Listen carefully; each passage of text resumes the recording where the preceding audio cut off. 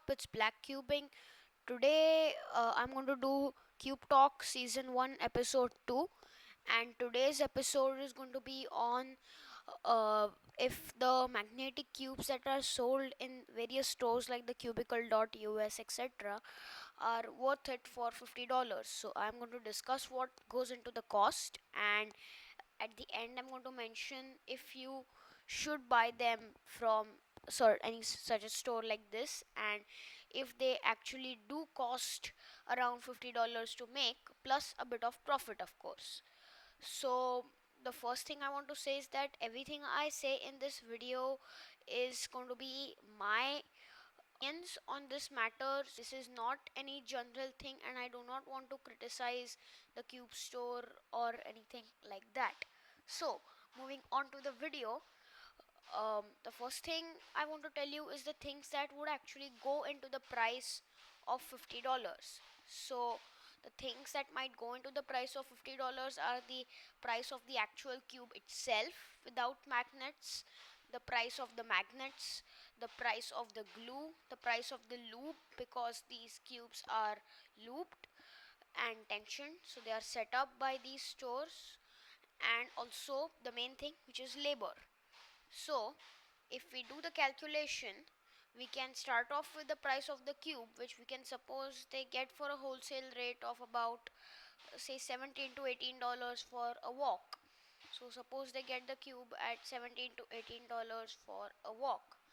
And now the minimum wage in New York State, where the cubicle.us is located, is $10.50 per hour currently.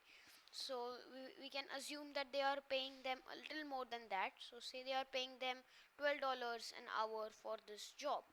So this whole job takes about 2 hours to do with all of the magnetizing and everything, and out of that we can say that about 1.5 hour you actually have to work on it, and for half an hour you might have to leave it to dry or something such like that. So if we do the addition, then 1.5 times 12 is 18. So $18 plus $17, which comes out to $35. So currently the price for just the labor and the cube is $35. So as you can see, labor is expensive, and if the cubes take more time than that, then the cost of the labor might be even more, and we do not know how much they pay them, but this is just an estimate, so they might even be paying them more than that for the labor. So these are all the minimum prices. So the next thing we can account for are the magnets. So we can say that the magnets cost about $2 in total. So we can add $2 to our sum, which brings it up to $37. Now we also need to account for the glue and the lube and all of that. So we can say that it costs $2 more for all of the lube, the glue, and all of that stuff. So that brings the cost to $39. So, however, there is one more thing, which is research. So this a whole fad, or this whole trend of the magnetic cubes was actually started by Chris Tran at the Cubicle, and he did some significant research at first to actually build these cubes in the first place. So we will have to add some amount of money to the total for the research. So he must have experimented with different kinds of magnets in different cubes, and each time they actually come out with a magnetic cube, they must be having to do research on that cube to see which magnet fits it best and what setup configuration.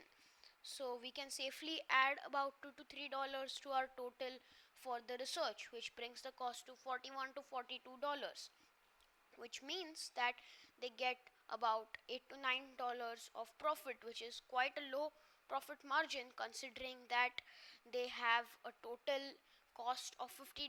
So their profit margin is less than 20%, which is actually quite low, and also they need to account for the overhead expenses, which can be stuff like the warehouse operating and keeping their general office in shape, shipping, all of that, and they need to account for all of those overheads. So as you can see, they just to actually make the cube, they require about 40 to 42 dollars, and that is just our estimate, so it can be a few dollars here and there, but we have assumed minimum costs everywhere.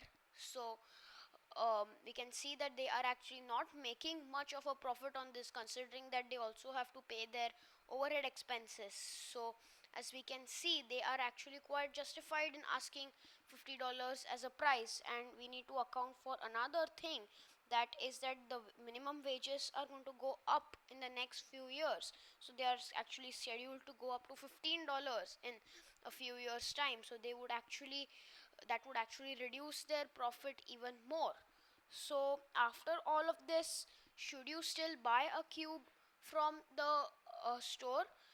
The answer is not exact. The thing is, if you are confident that you can make a magnetic cube and you have the cube, or you can buy the cube, then I would suggest that you should certainly try out making it yourself, and it is not that hard actually.